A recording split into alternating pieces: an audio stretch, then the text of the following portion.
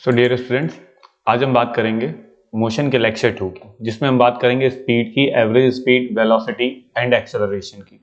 Previous lecture में हम लोगों ने देखा था कि मोशन क्या है, रेस्ट क्या है, उसके बाद uniform motion, non uniform motion, distance and displacement के बारे में देखा था। आज हम लोग बात करते हैं स्पीड की। तो देखिएगा बच्चों, अगर मैं स्पीड को डिफाइन करना चाहूंगा तो मैं क्या कहूंगा? The speed of a body is the distance travelled by per unit time. अगर बॉडी कोई डिस्टेंस ट्रेवल करती है in a unit time, that is called the speed. Per unit time जब आप किसी डिस्टेंस को ट्रेवल करते हैं तो हम कहते हैं कि स्पीड। ठीक है, आगे कह रहा है the speed of a body give us an idea how slow और fast the body is moving. Body slow है, फास्ट है, ये हमें किससे पता चलता है? बॉडी की स्पीड को गेट करके।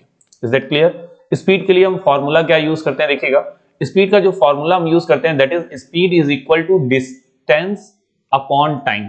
Distance upon time, then it means distance upon time, that is the formula for speed. Sorry. अब देखिएगा, स्पीड को हम लेटर V से डिनोट करते हैं, डिस्टेंस को लेटर S से डिनोट करते हैं और टाइम को लेटर T से डिनोट करते हैं। कहीं कहीं आपको ये भी फॉर्मूला देखने को मिलेगा कि S is equal to D upon T.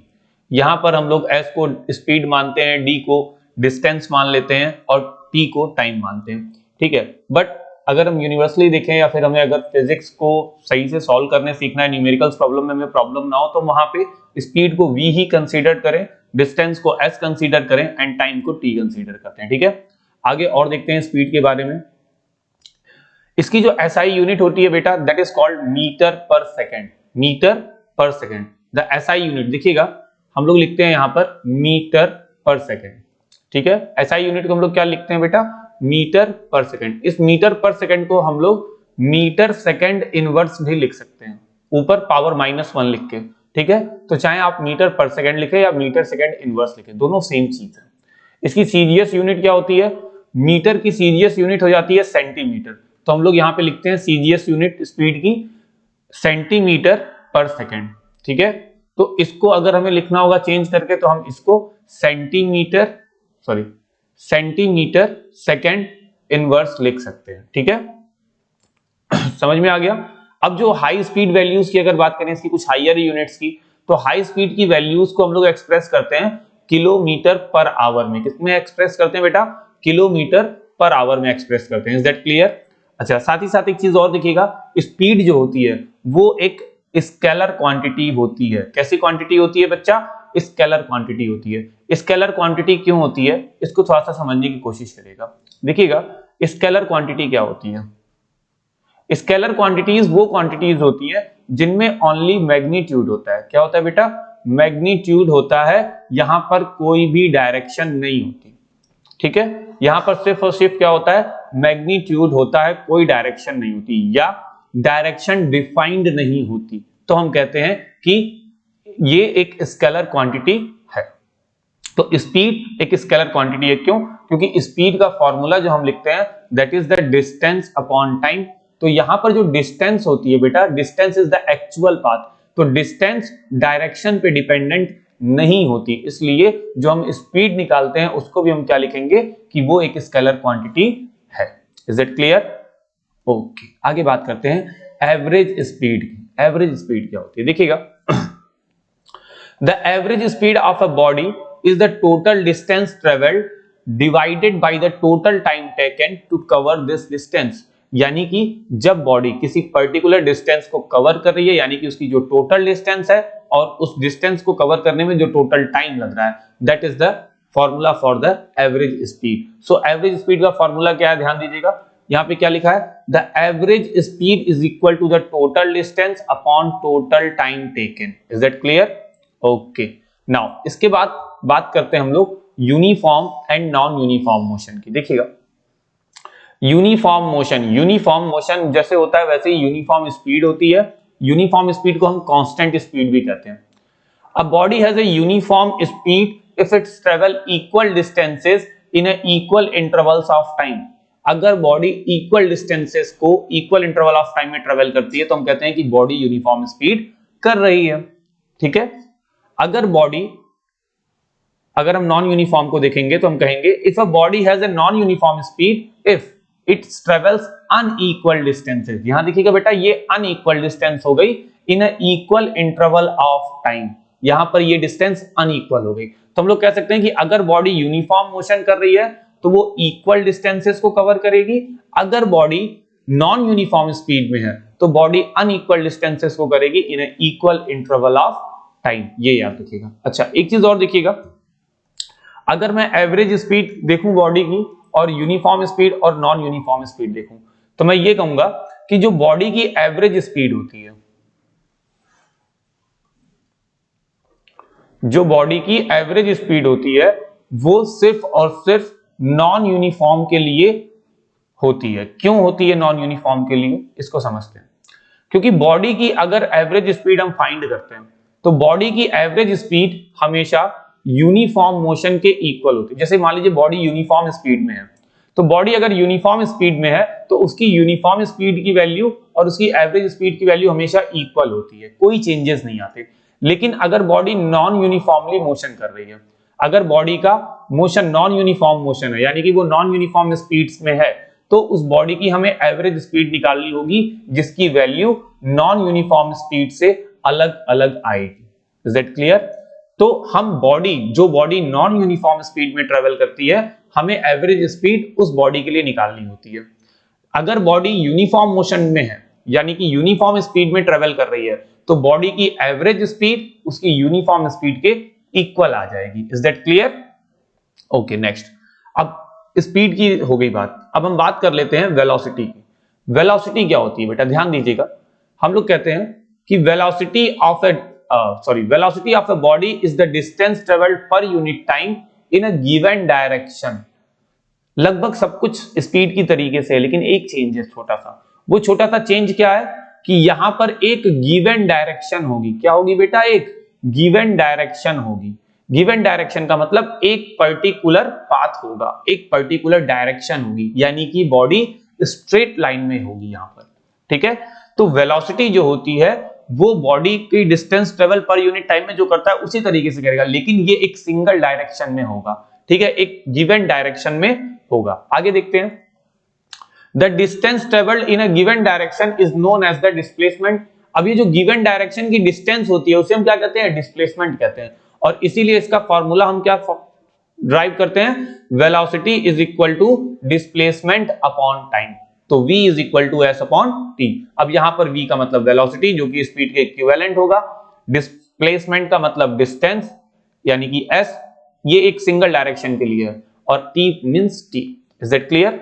आगे देखते हैं, इसकी जो SI यूनिट होती है मीटर पर सेकंड होगी, सेम एज स्पीड। इसकी CGS यूनिट सेंटीमीटर पर सेकंड होगी, सेम एज स्पीड। इसकी हायर वैल्यू की स्पीड जो वैल्यूज होंगी हायर वैल्यूज में किलोमीटर पर आवर आएगी, सेम एज स्पीड। लेकिन ये क्वांटिटी कैसी है, स्केलर है कि वेक्टर है? तो हम पाएंगे कि ये क्वांटिटी एक वेक्टर क्वांटिटी है। क्यों? क्योंकि इसका जो फॉर्मूला होता है बेटा वेलोसिटी का वो होता है डिस्प्लेसमेंट अपॉन टाइम। तो अगर हम डिस्प्लेसमेंट अपॉन टाइम लिखते हैं तो हम देखेंगे कि जो डिस्प्लेसमेंट होता है ये एक पर्टिकुलर डायरेक्शन में होता है, इन अ गिवन डायरेक्शन। अगर यहाँ पे डिस्प्लेसमेंट की बात करते हैं तो ये एक वेक्टर क्वांटिटी होता है क्योंकि ये गिवन डायरेक्शन में होता है, और ये अगर वेक्टर है तो वेलोसिटी भी हमारी क्या बन जाती है बेटा? वेक्टर बन जाती है। ठीक है, तो वेलोसिटी यहां पर वेक्टर क्वांटिटी होगी। Is it clear? ओके, आगे देखते हैं, सेम एज यूनिफॉर्म वेलोसिटी और नॉन यूनिफॉर्म वेलोसिटी को देखेंगे।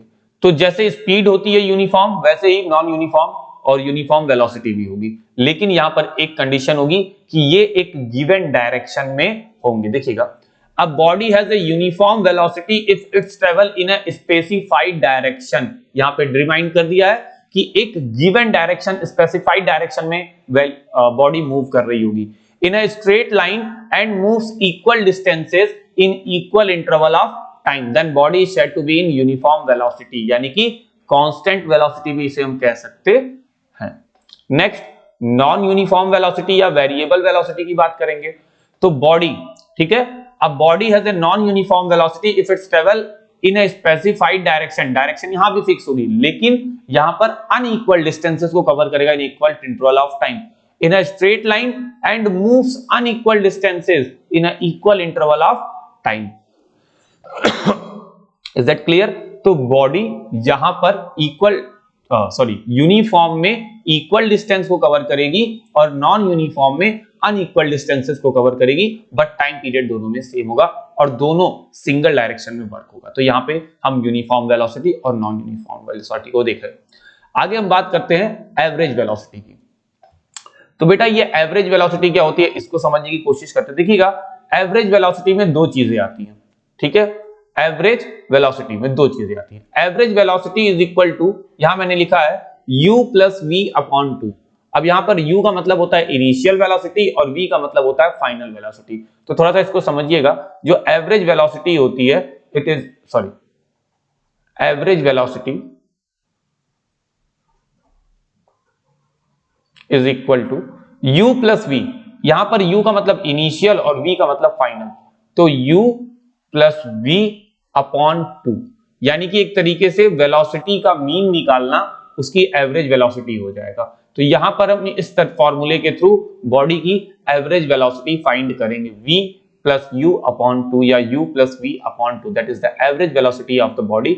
यहां पर u का मतलब क्या होता है, u का मतलब है इनिशियल वेलोसिटी और v का मतलब बॉडी की फाइनल वेलोसिटी, ठीक है। ये चीज मत भूलिएगा, u मींस इनिशियल वेलोसिटी और v मींस फाइनल वेलोसिटी, ठीक है।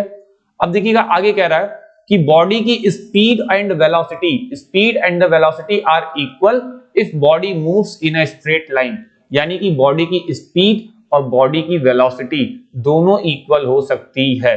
कब? जब बॉडी स्ट्रेट लाइन में ट्रेवल करेगी तब, यानी कि कंडीशन क्या है कि बॉडी स्ट्रेट लाइन में ट्रेवल करनी चाहिए। Is that clear?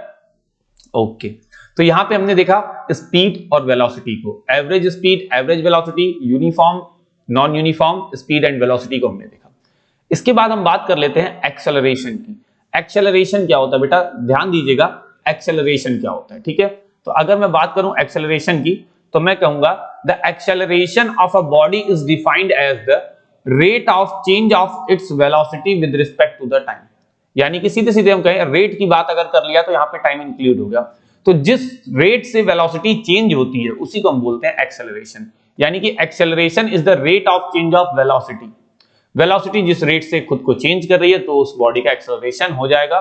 So the acceleration is equal to the change in velocity upon time taken. तो भाई चेंज इन वेलोसिटी का मतलब क्या हुआ, चेंज इन वेलोसिटी कैसे पता करेंगे, तो हम वेलोसिटी में चेंज पता करेंगे, उसकी दो तरीके की वेलोसिटी हमें मालूम होती है, एक इनिशियल और एक फाइनल। तो जब हम इनिशियल और फाइनल के बीच में जो चेंज आते हैं उसी से हम पता करते हैं कि वेलोसिटी में चेंज कितना हुआ। तो कैसे हम पता करेंगे, final velocity minus initial velocity. So the acceleration is equal to final velocity minus initial velocity upon T. यहां मैं टी लिखना भूल गया हूं तो मैं इसको ब्रैकेट में डाल के अपॉन टी लिख देता हूं, that is final velocity minus initial velocity upon time, ठीक है बेटा। तो इसको हमने लिखा a, एक्सेलरेशन को डिनोट करते हैं लेटर a से, v means final velocity minus u means initial velocity and upon time. So acceleration is equal to, देखिएगा acceleration is equal to v minus u upon t। v is considered for final, u is initial velocity and t for the time and a is stand for the acceleration of the body। तो किसी भी body का जो acceleration होता है वो उसकी velocity के चेंज के रेट के इक्वल होगा, ठीक है। तो हमारे पास फॉर्मूला आएगा एक्सेलरेशन का, a is equal to final velocity minus initial velocity, then it means v minus u upon t, ठीक है। आगे देखते हैं एक्सेलरेशन के बारे में क्या कह रहा है। इसकी जो SI यूनिट होती है बेटा वो होती है मीटर पर सेकंड स्क्वायर, मीटर पर सेकंड स्क्वायर। तो आप मीटर पर सेकंड स्क्वायर लिखिए या मीटर सेकंड इनवर्स स्क्वायर लिखिए, कोई फर्क नहीं पड़ता है, सेम चीज है। बुक्स में आपको ये भी देखने को मिलता है तो आप कुछ भी लिख सकते हैं। Is that clear? आगे देखते हैं। इसकी सीजीएस यूनिट क्या हो जाती है, सेंटीमीटर पर second square, and higher unit में क्या हो जाती है, किलोमीटर पर आवर स्क्वायर। एक्सेलरेशन की क्वांटिटी कैसी है, ये स्केलर है कि वेक्टर है, that is the vector quantity. Vector quantity क्यों है इसको समझने की कोशिश करते हैं, क्योंकि इसमें डायरेक्शन होगी, तो डायरेक्शन क्यों है इसको समझते हैं। वेलोसिटी एक वेक्टर क्वांटिटी है, तो वेलोसिटी अगर वेक्टर क्वांटिटी है तो वेलोसिटी के फॉर्मूले से बन रहा है हमारा ये एक्सेलरेशन। तो एक्सेलरेशन भी क्या हो जाएगा बेटा, इन अ गिवन डायरेक्शन होगा तो इसका मतलब ये डायरेक्टिव होगा, तो इस तरीके से हम कहेंगे कि एक्सेलरेशन एक वेक्टर क्वांटिटी है क्योंकि इसमें डायरेक्शन होगी।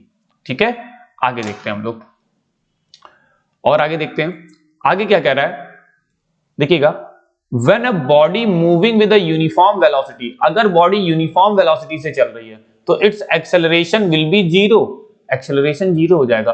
अब एक्सेलरेशन जीरो क्यों होगा? यूनिफॉर्म वेलोसिटी है, यूनिफॉर्म वेलोसिटी का मतलब उसकी वेलोसिटी चेंज नहीं हो रही है, तो जब वेलोसिटी चेंज नहीं होगी ऑल ओवर द मोशन, उसकी वेलोसिटी सेम होगी, तो हम कहेंगे कि वेलोसिटी में चेंजेस क्या हो जाएंगे? जीरो। जैसे मान लीजिए, देखिएगा एक एग्जांपल मैं समझाता हूं आपको, समझिएगा। ये point A, that is point B,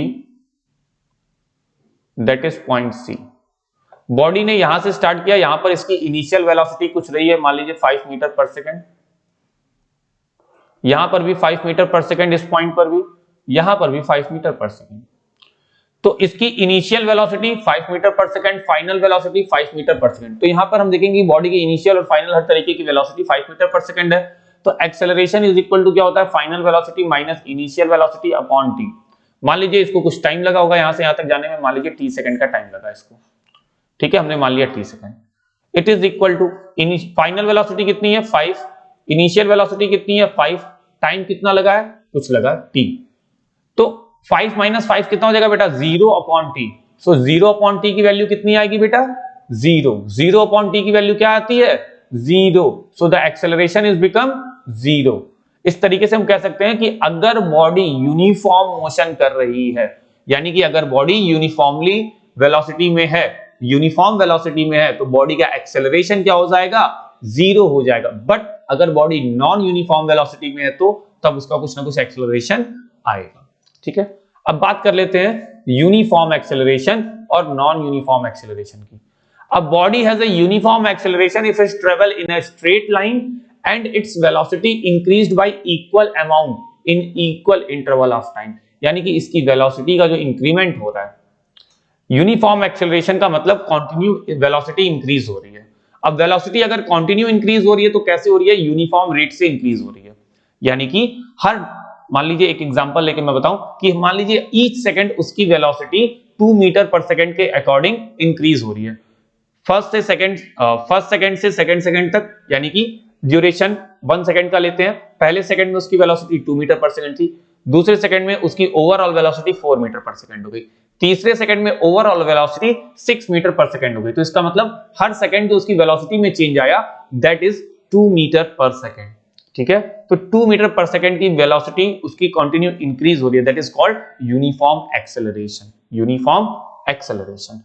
आगे कह रहा है velocity changes at a uniform rate, यानी कि जब वेलोसिटी यूनिफॉर्म रेट से चेंज हो रही है, इंक्रीज हो रही है या डिक्रीज, कुछ भी हो सकती है, तो जब वेलोसिटी यूनिफॉर्म रेट से चेंज हो रही है तो हम कहेंगे कि बॉडी यूनिफॉर्म एक्सेलरेशन कर रही है। इसका example, a freely falling body, जब भी कोई बॉडी ऊपर से नीचे आती है तो वो यूनिफॉर्म एक्सेलरेशन में होती है, क्योंकि बॉडी की वेलोसिटी पर यूनिट टाइम में कंटिन्यूअसली यूनिफॉर्मली चेंज होती है। Is it clear? Okay. Non uniform acceleration क्या होता है देख लेते हैं। The non uniform acceleration, a body has a non-uniform acceleration if its velocity increased by unequal amount। अब वेलोसिटी अनइक्वल अमाउंट में इंक्रीज होने लगी, कभी ज्यादा हो गई कभी कम हो गई, तो वहां पर एक्सेलरेशन जो होगा वो क्या हो जाएगा बेटा? Non uniform.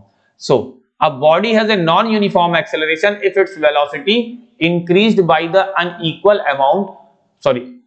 amounts in a equal intervals of time, तो हम कहेंगे बॉडी नॉन यूनिफॉर्म एक्सेलरेशन में है। Velocity changes at a non uniform rate. ठीक है, example, vehicles inter traffic, traffic में बॉडी की स्पीड चेंजेस होती रहती है, कंटिन्यू चेंज होती रहती है, यानी कि वेलोसिटी बॉडी की हमेशा चेंज होती रहती है, जिसकी वजह से हम कहेंगे कि बॉडी का जो एक्सेलरेशन है वो एक नॉन यूनिफॉर्म एक्सेलरेशन है। Is that clear? ओके। इसके बाद टर्म आता है बेटा रिटार्डेशन। एक्चुअल में रिटार्डेशन क्या है? रिटार्डेशन एक तरीके का एक्सेलरेशन ही होता है, लेकिन ये एक्सेलरेशन की अगर हम बात करेंगे तो बॉडी का वेलोसिटी चेंज हो रही है, लेकिन यहां पर हम कहेंगे कि बॉडी की वेलोसिटी कंटीन्यूअस इंक्रीज ऑर्डर में चेंज हो रही है, इंक्रीजिंग ऑर्डर में, यानी कि इंक्रीज करती जा रही है एक्सेलरेशन में। लेकिन बात अगर रिटार्डेशन की करेंगे तो हम कहेंगे कि बॉडी में वेलोसिटी के चेंजेस तो आ रहे हैं, लेकिन यहां पर वेलोसिटी कंटिन्यू डिक्रीज हो रही है, तो इसका मतलब उस एक्सेलरेशन को हम बोल देंगे रिटार्डेशन। जब एक्सेलरेशन में ऐसा एक्सेलरेशन जिसमें बॉडी की स्पीड स्लो डाउन होती जा रही है, रुकती जा रही है, तो हम उसे बोल देते हैं रिटार्डेशन। तो आइए इसको समझते हैं रिटार्डेशन क्या है। A body is said to be retarded if its velocity is decreasing. यहां आ गया term, when the velocity of a body decreases the acceleration is negative. जब बॉडी की वेलोसिटी डिक्रीज होती है तो एक्सेलरेशन निगेटिव हो जाता है। क्यों निगेटिव हो जाता है अभी मैं समझाता हूं आपको। So negative acceleration is also called retardation. तो हम निगेटिव एक्सेलरेशन को क्या बोल देते हैं बेटा, retardation. Retardation is measured in the same way as acceleration. तो मैं थोड़ा सा इसको समझाता हूं कि यहां पर हमने कहा कि जब बॉडी की स्पीड स्लो डाउन होती है तो उसे बोल देते हैं रिटार्डेशन। ध्यान दीजिएगा। तो आइए इसको थोड़ा सा समझने की कोशिश करते हैं। मान लीजिए बॉडी के पास दो तरीके की वेलोसिटी होती है, एक इनिशियल और एक फाइनल। तो मान लीजिए मैं यहां पे पहले एक एक्सेलरेशन और फिर एक रिटार्डेशन का एग्जांपल देता हूं। मान लीजिए बॉडी की जो इनिशियल वेलोसिटी है वो है 2 मीटर पर सेकेंड और बॉडी की जो फाइनल वेलोसिटी है वो है 10 मीटर पर सेकेंड। और उस बॉडी को अपनी इनिशियल से फाइनल वेलोसिटी में जाने के लिए जो टाइम लगा दैट इज 2 सेकेंड। तो यहां पर एक्सेलरेशन क्या होगा, acceleration is equal to v minus you upon T. तो v की वैल्यू कितनी है बेटा 10, u की 2 upon T 2, that is equal to 8 upon 2, that is equal to 4 metre पर second square, that is the acceleration. तो ये पॉजिटिव एक्सेलरेशन है क्योंकि यहां पर वेलोसिटी इंक्रीज हो रही थी, तो ये पॉजिटिव आ गया। लेकिन अगर मान लीजिए वेलोसिटी डिक्रीज हो रही है तो बॉडी की इनिशियल वेलोसिटी लगभग 12 मीटर पर सेकेंड थी, अब वेलोसिटी डिक्रीज हो रही है तो उसकी फाइनल वेलोसिटी हमने मान ली कि 4 मीटर पर सेकेंड हो गई। कितनी हो गई, 4 मीटर पर सेकेंड हो गई, या तो हम कुछ और भी ले सकते हैं, 4 भी ले सकते हैं, 4 मीटर पर सेकेंड हो गई। तो यहां पर वेलोसिटी डिक्रीज हो रही है, ठीक है। और इस प्रोसेस में उसे जो टाइम लग रहा है दैट इज 2 सेकेंड। कितना टाइम लगा बेटा, दैट इज 2 सेकेंड। देखिएगा यहां पर देखिएगा उसे 2 सेकेंड का टाइम लगा, ठीक है। आइए आगे समझते हैं। उसे 2 सेकेंड का टाइम लग गया, ओके। तो यहां पर हम एक्सेलरेशन निकालते हैं। Acceleration is equal to v minus you upon T. क्या लिखेंगे, v की वैल्यू कितनी है बेटा 4, माइनस u की वैल्यू कितनी है बेटा 12, अपॉन t की वैल्यू कितनी है बेटा 2। अब इसको सॉल्व करेंगे तो हमारे पास आंसर आएगा -8 अपॉन 2। इसको कैंसल आउट करेंगे so the answer is become -4, ठीक है। तो यहां पर जो एक्सेलरेशन आएगा दैट इज -4 मीटर पर सेकेंड स्क्वायर। तो यहां पर एक्सेलरेशन जो आ रहा है दैट इज -4, यानी कि ये निगेटिव साइन के साथ आ रहा है। तो ये जो हमारा निगेटिव साइन है वो बता रहा है कि यहां पर बॉडी की वेलोसिटी स्लो डाउन हो रही है। तो इसी निगेटिव साइन से हम इस एक्सेलरेशन को क्या बोल सकते हैं, रिटार्डेशन। क्या बोल सकते हैं बेटा, रिटार्डेशन बोल सकते हैं। Is that clear. तो हम लोग कह सकते हैं कि अगर एक्सेलरेशन निगेटिव हो रहा है तो बॉडी रिटार्ड कर रही है। तो अगर हम रिटार्डेशन लिखते हैं तो हमें यहां पर निगेटिव साइन लिखने की जरूरत नहीं, हम डायरेक्टली लिख सकते हैं 4 मीटर पर second square. Retardation is equal to 4 metre पर सेकेंड स्क्वायर। लेकिन अगर बॉडी रिटार्डेशन कर रही है और हम उसको एक्सेलरेशन के टर्म में लिखना चाह रहे हैं तो हम उसके साथ निगेटिव साइन लिखेंगे। Is that clear, okay. लेकिन जब हम रिटार्डेशन लिख देंगे तो हमें निगेटिव साइन लिखने की जरूरत नहीं है, तब हम निगेटिव साइन को हटा के डायरेक्टली उसका सिर्फ सिंपल मैग्नीट्यूड लिखेंगे विदाउट साइन, 4 मीटर पर second square. Is it clear, okay बेटा। तो आज के लेक्चर में जो हम लोगों ने देखा वो क्या देखा, रिटार्डेशन देखा, एक्सेलरेशन देखा, ठीक है, uniform and the non uniform acceleration, velocity, speed, इसमें हम लोगों ने देखा। प्रीवियस लेक्चर में हमने क्या देखा था, हमने रेस्ट एंड मोशन के बारे में देखा था, स्पीड, डिस्टेंस एंड डिस्प्लेसमेंट के बारे में देखा था। आज के लेक्चर में हम लोगों ने speed, velocity and acceleration and retardation के बारे में देखा। अब इसके बाद जो नेक्स्ट लेक्चर होगा उसमें हम लोग क्या देखेंगे बेटा, उसमें हम लोग पढ़ेंगे इक्वेशंस ऑफ मोशन। क्या पढ़ेंगे बेटा, इक्वेशंस ऑफ मोशन, जहां पर हमारे पास 3 तरीके की इक्वेशन होती हैं। कौन कौन सी इक्वेशन होती हैं, पहली इक्वेशन होती है v is equal to u plus at, that is the first equation. Second s is equal to ut plus half at square, that is the second equation, and the third one is equal to v square is equal to u square plus 2as, that is the third equation. तो इन तीन equations के बारे में हमें पढ़ना है कल, और इन तीनों इक्वेशन का डेरिवेशन हम कैसे करेंगे इसको भी हम लोग देखेंगे। इनसे रिलेटेड कुछ न्यूमेरिकल्स प्रॉब्लम भी हम लोग देख लेंगे। Is that clear? तो आप लोग मन लगा के पढ़िए, बाकी जितनी भी चीजें मैं आपको बताता हूं उसको नोट डाउन करते जाइए, कोई डाउट होता है तो आप पूछ सकते हैं। ओके ओके बच्चों, ख्याल रखिएगा, बाय बाय।